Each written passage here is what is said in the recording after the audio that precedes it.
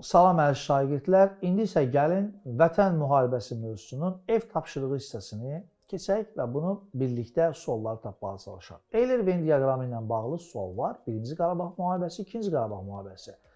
Ali Baş Komandan İlham Əliyevin xalqa müraciətlər etməsi. Bəli, həmən müharibədə xalqın səbirsizliklə gözlədiyi o həmən çıxışlar. Yəni hər dəfə Prezident İlham Əliyev çıxış edərkən azad olunmuş rayon və kəndlər haqqında məlumat verərdi. Ona görə xalq hər gün televiziya qarşısında onun çıxışını gözləyir. Bu, 2-ci Qarabağ müharibəsi idi. Kəlbəcərdə hündürlüyü 3000 metrə çatan Murov yüksəkliyin azad edilməsi də məhz 1-ci Qarabağda itirilmişdi, 2-ci Qarabağda geri qaytardıq. Azərbaycan dronlarının düşmənin hərbi texnikasını məhv etməsi. Bildiyiniz kimi biz ilk dəfə dronlardan 2016-cı ildə aprel döyüşlərində istifadə etmişik. Daha sonra 2-ci Qarabağ müharibəsində. 1-ci Qarabağda onlar yox idi.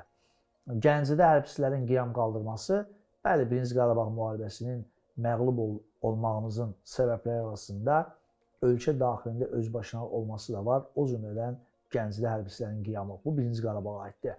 Azad olunmuş Xocalıda Azərbaycan bayrağının yenidən dalğalandırması. Bax, burada diqqətli olun. Biz 1-ci Qarabağ müharibəsi mövzusunu keçərkən, Xocalı faciəsini öyrənərkən, orada dərsliklər də qeyd olunub. Xocalı 2023-cü ildə, yəni sentyabrda keçirilən antiterror əməliyyatlarından sonra azad edilib. Ona görə də bu 1-ci Qarabağ ümumiyyətlə ola bilməzdi, çünki orada işğal olmuşdu. 2-ci Qarabağ müharibəsində isə Xocalı hələ azad edilməmişdi. Üç tərəfli bəyanatdan bağlandıqdan sonra bir müddət Rusiya sülh məramlılarının nəzarəti altında qalmışdı. Yalnız 2023-də biz tamamilə yerdə qalan o cümlə Xocalıya da Azərbaycan bayrağını sancmışdıq. Deməli, bu aid deyil bu informasiya heç birinə. Sovet qoşunlarının köməyi ilə Ermənistan ordusunun hücuma keçməsi. Xatırlayırsınızsa, elə Xocalı faciəsinin törədilməsində Sovet qoşunları da Ermənistana yaxından dəstək vermişdi. Bu, 1-ci Qarabağa aiddir. Azərbaycan döyüşçülərinin vətən torpağı uğrunda mübarizə aparması. Bu, hər iki müharibədə biz vətən torpağı uğrunda mübarizə aparmışıq. Bu, oxşar cəhətdir. Azərbaycan ordusunun hücuma keçib Ağdərəni azad etməsi.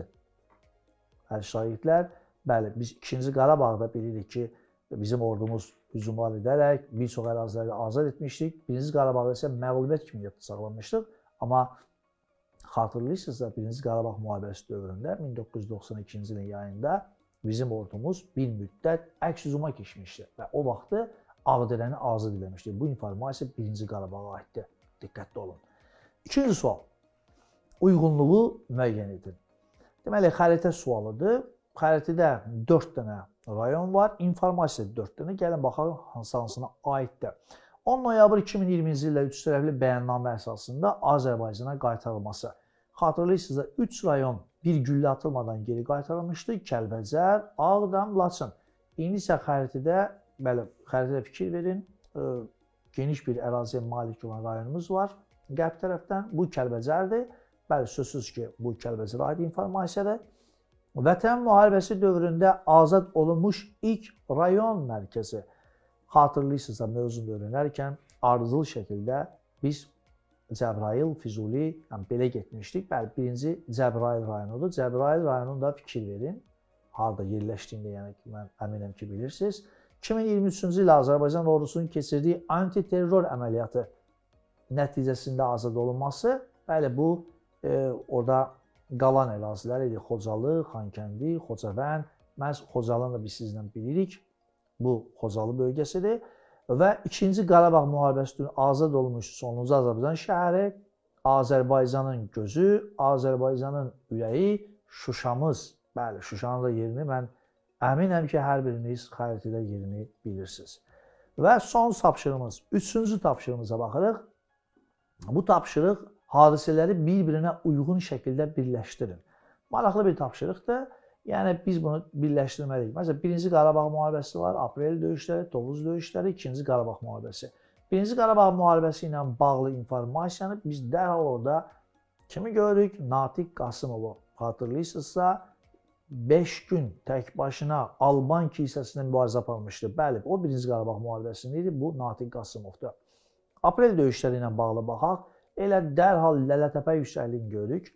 2016-cı ildə sözsüz o onunla birləşəcək. Tovuz döyüşləri əsgərlərimizin sevimlisi, Allah rəhmət eləsin, Polad Həşimovun şəhid olması məhz o 2020-ci ilin yayında olub və 2-ci Qarabağ müharibəsi ilə bağlı da ilk azad olunan ərazilərdən biri Suqovuşan qəsəbəsinin azad edilməsidir. Bəli, şahidlər, Allah Azərbaycan Respublikasının zəfərlərini bol eləsin. Azərbaycan həqiqətən də bu müharibədə öz sözünü dünyaya dedi və bunun deyilməsində başda Ali Baş Komandan İlham Əliyev olmaqla Azərbaycan döyüşçülərinə, əsgər və zabitlərinə böyük alqışlar, böyük təşəkkürlər düşür. Allah şəhidlərimizə rəhmət eləsin. Bugünkü dərslərimiz bununla yekunlaşdı.